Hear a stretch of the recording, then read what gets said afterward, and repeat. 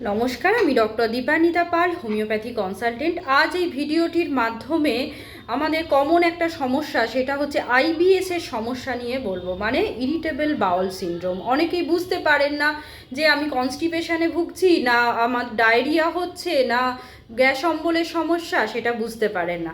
আসুন এই ভিডিওর মাধ্যমে জেনে নিই আপনাদের কোন কোন সমস্যা এই আইবিএস হলে হতে পারে। প্রথমেই যে সমস্যাগুলো দেখা যাচ্ছে, আপনাদের পেটে কিন্তু একটা মোচড় দিয়ে ব্যথা হবে এবং সঙ্গে সঙ্গে আপনাদের পায়খানার জন্য যেতে হবে, কোনো সময় কিন্তু দেবে না। এছাড়াও যেটা হয়, অনেকের ক্ষেত্রে কনস্টিপেশন হচ্ছে, আবার কনস্টিপেশনের জন্য আপনারা পথ্য বা ডায়েট চার্ট গ্রহণ করছেন, তারপরেই দেখা যাচ্ছে তার লুজ মোশন হয়ে যাচ্ছে, মানে বারবার তার একটা শক্ত পায়খানা হচ্ছে, আবার পাতলা পায়খানা হচ্ছে, এইভাবে তার পরিবর্তন হচ্ছে।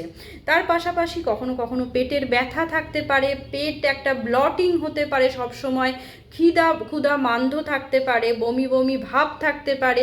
এই সমস্ত সিমটমসগুলোই কিন্তু ইরিটেবল বাউল সিনড্রোমের মধ্যেই পড়ছে।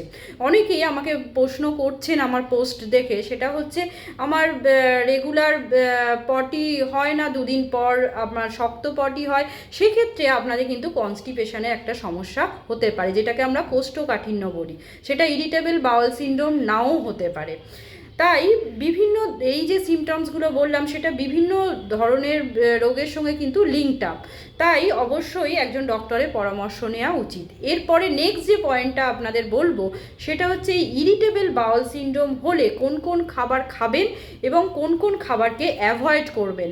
প্রথমেই বলছি, আপনারা যে যে খাবারকে অ্যাভয়েড করবেন, সেটা হচ্ছে বিভিন্ন ধরনের ভাজাভুজি খাবার, অতিরিক্ত তেল মশলাযুক্ত খাবার, মাংসকেও আপনারা অ্যাভয়েড করতে পারেন, বিশেষ করে রেড মিট, এগুলোকে আপনারা খাদ্য তালিকায় একদমই রাখবেন না। তার পাশাপাশি কোল্ড ড্রিঙ্কস, অতিরিক্ত চিনিযুক্ত যে সমস্ত খাবারগুলো পাওয়া যায়, সেটা পেস্ট্রি হতে পারে, কেক হতে পারে, বিভিন্ন ধরনের জাঙ্ক ফুড বা ফাস্ট ফুড সেগুলো হতে পারে, এই সমস্ত বা ট্রান্স ফ্যাটযুক্ত যে সমস্ত ফুডগুলো আছে, প্রিজারভেটিভ যুক্ত ফুডগুলো আছে, কারণ প্রিজারভেটিভের সঙ্গে আপনাদের অনেক কেমিক্যালস এবং কালার্সগুলো আপনাদের বাওয়ালের বা আপনাদের যদি পেটে যায়, সেক্ষেত্রে অ্যাগ্রাভেট করতে পারে। তাই এই সমস্ত জিনিসগুলো আপনারা এড়িয়ে চলবেন। তাহলে খাদ্য তালিকায় কি রাখবেন? যদি আপনারা কনস্টিপেশনের সমস্যায় ভুগছেন, সেক্ষেত্রে আপনারা ফাইবার রিচড খাবার রাখুন, সেক্ষেত্রে শাকসবজি, ফলমূল এগুলোকে রাখুন। এছাড়াও আপনারা যেটা করবেন, জোয়ার বাজরার তৈরি বিভিন্ন রকম খাবারকে ইনক্লুড করতে পারেন, ওটস মিল খেতে পারেন, বা ওটসের বিভিন্ন রকম প্রিপারেশন হয় সেগুলো খেতে পারেন। তাহলে কোষ্ঠকাঠিন্যের সমস্যা অনেকটাই ক্লিয়ার হয়ে যাবে। পর্যাপ্ত পরিমাণে জল খান। এছাড়াও যেটা করবেন, আপনাদের প্রোবায়োটিক সমৃদ্ধ খাবার খেতে হবে। সেগুলো কি কি? আপনাদের প্রোবায়োটিক মানে ফার্মেন্টেড খাবার, যেগুলো আমাদের গাটে এই ইরিটেবল বাউল সিনড্রোমের জন্য ডিজিজটার মধ্যে কি হয়, আমাদের পেটের যে অপকারী ব্যাকটেরিয়াগুলো বেশি পরিমাণে গ্রো করে যায় এবং উপকারী ব্যাকটেরিয়াগুলো অনেক সময় মারা যায় বা সংখ্যা অনেকটা কমে যায়।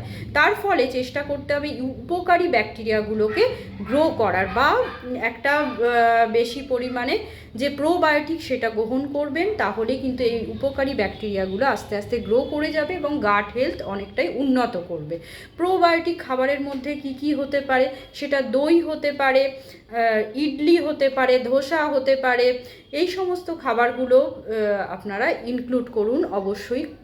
যে দইয়ের মধ্যে আবার চিনি মিশিয়ে খাবেন না, সেটা টক দইটা খাওয়ার চেষ্টা করবেন। তাহলে কিন্তু আপনাদের যে পেটে যে উপকারী ব্যাকটেরিয়াগুলো সেগুলো গ্রো করবে। পান্তা ভাতও কিন্তু আপনাদের একটা প্রোবায়োটিক খাবার, সেটাকেও আপনারা এই গরমে খেতে পারেন। তাই এই সমস্ত খাবারগুলো খান। তার পাশাপাশি পর্যাপ্ত পরিমাণে জল পান করুন। মানসিক যে স্ট্রেস, সেটা থেকেও কিন্তু আপনাদের এই যে ইরিটেবল বাউল সিনড্রোম হতে পারে। তাই মানসিক স্ট্রেস কমানোর জন্য মেডিটেশন করুন, যোগব্যায়াম করুন। তার পাশাপাশি আপনাদের একটু হাঁটা, নিয়মিত আধ ঘন্টা করে হাঁটুন। তাহলে কিন্তু এই ইরিটেবল বাউল সিনড্রোম কিন্তু আপনাদের খাদ্যাভ্যাস এবং শৈলীর যে পরিবর্তন তার মাধ্যমে কমানো সম্ভব। তাই এই সমস্ত জিনিসগুলো আপনারা মাথায় রাখবেন। নমস্কার, সবাই ভালো থাকবেন এবং সুস্থ থাকবেন। আশা করি ভিডিওটি হেল্পফুল হবে। যদি হেল্পফুল হয়ে থাকে অবশ্যই ফলো করে রাখবেন এবং ফেসবুক থেকে যারা দেখছেন অবশ্যই আপনাদের আপনজনদের মধ্যে শেয়ার করে দেবেন। ভালো থাকবেন।